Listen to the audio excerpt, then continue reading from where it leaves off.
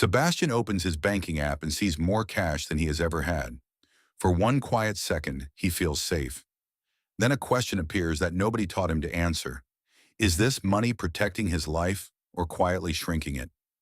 Keeping too little cash can turn one broken boiler into credit card debt. Keeping too much can make years of work lose purchasing power while opportunities pass by. The dangerous number is not zero, it is the number that feels responsible. Sebastian once thought the rule was simple: save as much as possible. But cash has three different jobs, and confusing them creates a strange trap. Your balance rises while your financial life stands still. In the next few minutes, he will give every pound of cash a job, calculate his real safety number, and discover the one sign that tells him it is finally time to stop saving cash. The answer is not 6 months for everyone. It depends on the shape of your life, how reliably money enters, how violently expenses can arrive, and how quickly you could recover after a shock. To see why, imagine Sebastian's money as water. Some must stay within reach for today. Some belongs behind a strong wall for emergencies. Everything beyond that needs a longer journey or it slowly evaporates. He draws three zones on a blank wall: operating cash, safety cash, and future cash. The first prevents chaos, the second prevents panic, the third is allowed to grow. The entire system begins with an unglamorous number. Sebastian looks back through 3 months of statements and separates needs from wants. Rent, food, utilities, transport, insurance, minimum debt payments. These are survival expenses. Restaurants, upgrades, subscriptions, and holidays do not belong in the emergency calculation. His essential monthly cost is £2,000. That number, not his salary, not his lifestyle, not a round target copied from the internet, is the foundation. Now he can decide how much cash each zone deserves. Zone 1 is operating cash, the money that keeps this month boring. Sebastian holds 1 full month of essential expenses, plus known bills arriving before his next income. This is not an emergency fund, it is a timing buffer. Without it, a late invoice or annual insurance payment feels like a crisis. With it, bills become scenery. For Sebastian, £2,000 covers essentials, and another 500 covers uneven bills. His operating target is 2,500. The key is to give this account a ceiling. If Sebastian lets every spare pound collect here, convenience becomes inertia. A clear ceiling turns extra cash into a decision instead of a comforting blur. Zone 2 is safety cash, money that buys recovery time when life breaks the script.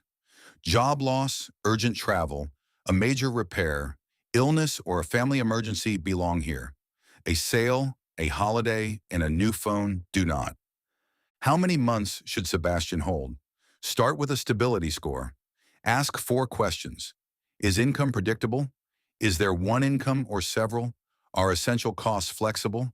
And how quickly could similar work be found?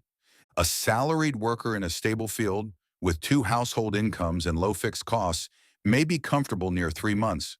A freelancer with uneven clients, 1 income, and a mortgage may need 9 or even 12. Sebastian is self-employed. His income varies, and he supports the household alone. His expenses are moderately flexible, but replacing lost clients could take months. 6 months is not a superstition for him. It is a reasoned midpoint. 6 times £2,000 gives him £12,000 of safety cash. Add his £2,500 operating target, and his total near-term cash number is £14,500. Suddenly, Save More has an edge. But one more layer matters. Emergency funds should cover probable shocks that are truly unpredictable. Predictable large costs need their own sinking funds, because calling Christmas, car servicing, or a yearly tax bill an emergency is financial theater. Sebastian creates small labeled pots for tax, home maintenance, and travel. Each receives a monthly contribution. This stops planned spending from repeatedly punching holes through his safety wall. Now his cash total looks larger, but its meaning is precise. Operating cash handles timing. Safety cash handles disruption. Sinking funds handle known future bills. None of these balances compete with long-term investing because their jobs are different. Then comes the uncomfortable question: where should this cash live? Not under a mattress, and not in the account paying almost nothing simply because it is familiar. Safety does not require accepting neglect. Sebastian keeps operating money instantly accessible. Safety money goes to a protected, easy-access savings account with a competitive rate. He avoids locking the entire emergency fund behind penalties or market risk. A small amount can remain in the current account for speed. The rest can sit one transfer away. The goal is not to squeeze every last fraction of return from emergency cash. The goal is liquidity, protection, and some defense against inflation. This reveals the hidden cost of excess cash. Suppose Sebastian leaves £20,000 beyond his targets, earning almost nothing while prices rise. The number on screen stays unchanged, but the life it can buy becomes smaller. Inflation is not a dramatic thief. It never empties the account. It simply removes a little distance from every pound. After years, the deposit for a home, the freedom to change careers, or the retirement income has moved farther away. Yet investing every spare pound is not the clever opposite. Money needed within a few years can be forced into a bad sale if markets fall at the wrong time. Time horizon decides the container. Sebastian uses a simple rule. Money needed within roughly 3 years stays in cash or similarly stable instruments. Money for 5 years or longer can usually accept more market movement.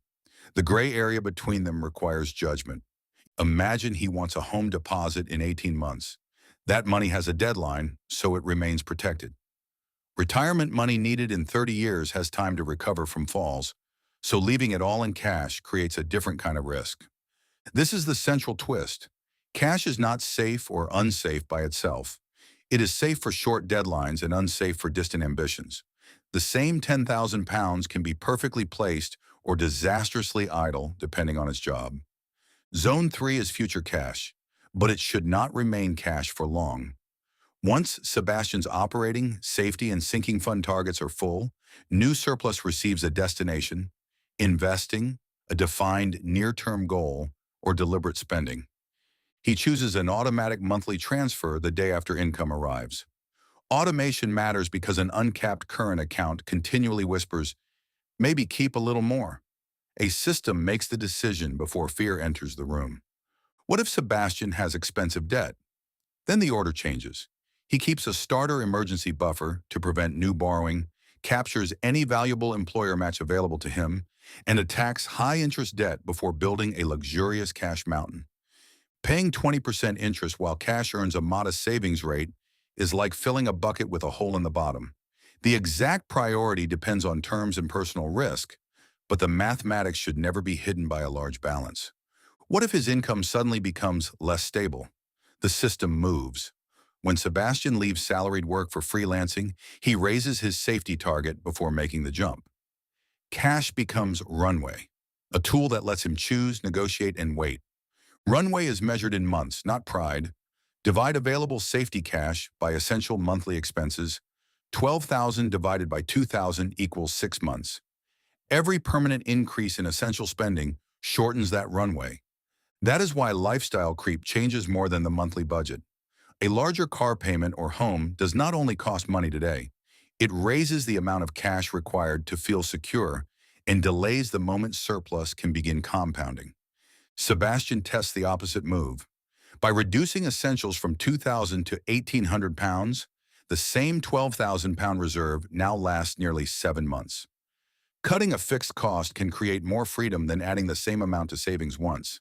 But he refuses to turn the system into endless deprivation. Safety is meant to support a life, not replace it. Once the zones are funded and future goals are moving, some surplus should become memories, generosity, and ordinary enjoyment. There is also a psychological trap called target drift. Sebastian reaches 14,500, then decides 16 feels safer.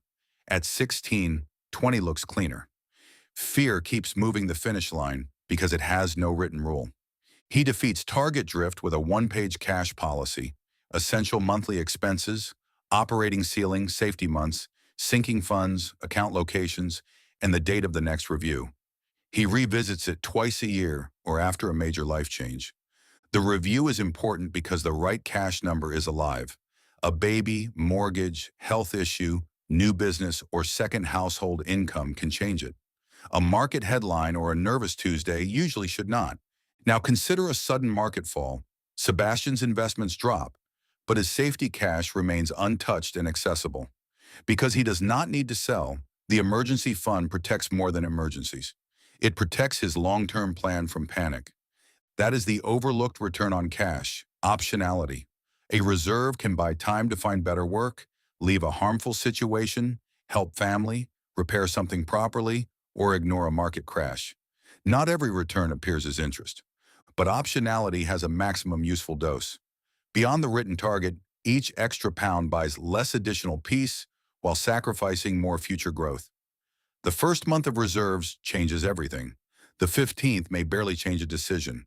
Sebastian visualizes a curve. Protection rises sharply at first, then flattens. Opportunity cost starts small and keeps growing. His ideal cash number sits near the bend, where another month of reserves no longer meaningfully changes his life. He runs a final stress test. If income stopped tonight, what would he cut tomorrow? Which bills could be paused? How long until support or new income arrived? What single expense could exceed the reserve? Honest answers refine the number. He also checks access. Is the money protected under applicable deposit rules? Can it be reached during a weekend? Are passwords and beneficiaries current? A theoretical emergency fund that cannot be accessed in an emergency is only a spreadsheet. Then Sebastian moves a surplus.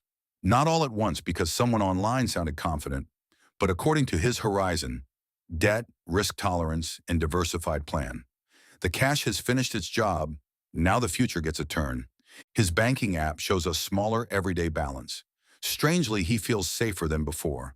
The number is lower, but every pound now has a name. Uncertainty has become a plan, and the plan does not require daily courage. Here is the complete calculation. 1 month of essentials plus uneven bills for operating cash. 3 to 12 months of essentials for safety cash, based on stability. Separate sinking funds for known costs. Then direct the surplus by time horizon. If that sounds simple, good. A useful system should survive a stressful day. You should be able to explain where your cash lives, what it protects, when it is enough, and what happens to the next pound. Tonight, do not ask whether your bank balance is impressive. Ask 4 better questions. What job does this money have? When will I need it? What risk is it preventing? And what opportunity is it costing me? Sebastian began with a large, comforting blur. He ends with 3 clear zones and a written finish line. Cash is no longer the destination. It is the bridge between today's obligations and tomorrow's choices. The goal is not to hold the most cash. It is to hold enough that bad luck cannot command your next move, and little enough that fear cannot quietly cancel your future. That is what a truly safe number feels like. Build the first zone so life stays boring. Build the second so a crisis cannot rush you. Then let everything beyond them travel toward the life you actually want. Your money should protect your freedom, not hide from it. If you want to understand not only how money works, but how it shapes the decisions we make, subscribe. This is Sebastian Makes Money.